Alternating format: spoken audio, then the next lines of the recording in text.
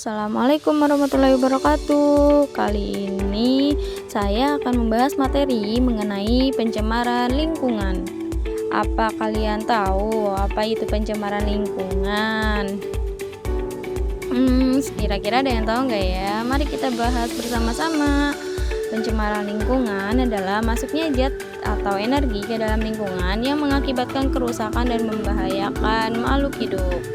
Pencemaran lingkungan ini dibagi menjadi 4, ada pencemaran air, pencemaran udara, pencemaran tanah, dan pencemaran suara. Pertama-tama kita bahas pencemaran air dulu ya. Pencemaran air adalah masuknya zat-zat atau material berbahaya ke dalam air seperti sungai, danau, laut, atau air tanah yang menyebabkan kualitas air tersebut menurun. Kira-kira penyebabnya apa ya? Bisa kita lihat biasanya di akhir pekan liburan lebaran, pantai sering banyak dikunjungi wisatawan. Sebagai wisatawan yang merusak objek wisata yang dikunjungi seperti membuang sampah sembarangan dapat mencemari lingkungan sekitar pantai, sehingga pantai tercemar oleh sampah dan tidak enak dilihat. Lalu, apa yang dilaksanakan supaya tidak merusak objek wisata ya?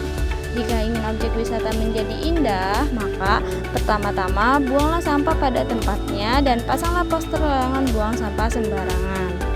Selanjutnya, apakah pantai akan tercemar lagi?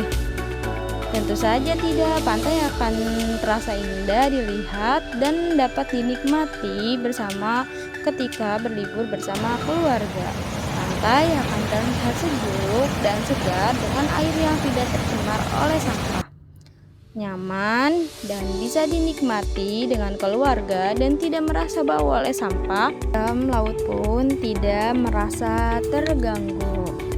Yang kedua adalah pencemaran udara. Pencemaran udara adalah keadaan di mana komponen-komponen udara mengalami perubahan atau kontaminasi oleh zat-zat polutan sehingga kualitas udara menurun dan menyebabkan dampak negatif bagi kesehatan manusia, makhluk hidup lainnya, serta lingkungan secara keseluruhan.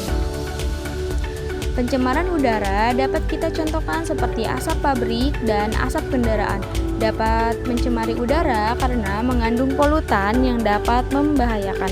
Asap pabrik dapat mencemari udara karena pembakaran bahan bakar fosil seperti batu bara atau minyak bumi.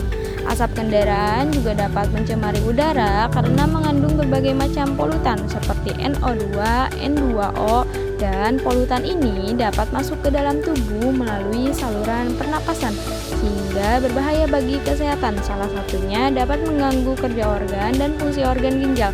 Maka sebaiknya ketika mengendarai atau berjalan di jalan raya, pakailah masker untuk melindungi dari polusi udara.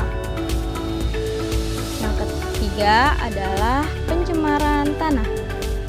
Pencemaran tanah adalah kondisi di mana tanah mengalami kontaminasi oleh bahan kimia atau zat bahaya. Contohnya tempat pembuangan sampah atau TPA. Apakah TPA dapat mencemari tanah? Tentu saja iya. Sampah yang menumpuk di TPA dapat mengandung logam berbahaya seperti Pb, Cu, Jn, dan Cd yang dapat mencemari tanah sehingga tumpukan sampah di TPA membuat tanah kering dan tidak subur, timbulnya penyakit, berkurangnya tutupan hutan. Adakah contoh lain? Penggunaan pupuk yang berlebihan juga dapat mencemari tanah. Pupuk kimia yang digunakan secara terus-menerus dapat membuat pH tanah menjadi terlalu basah atau asam. Yang keempat adalah pencemaran suara.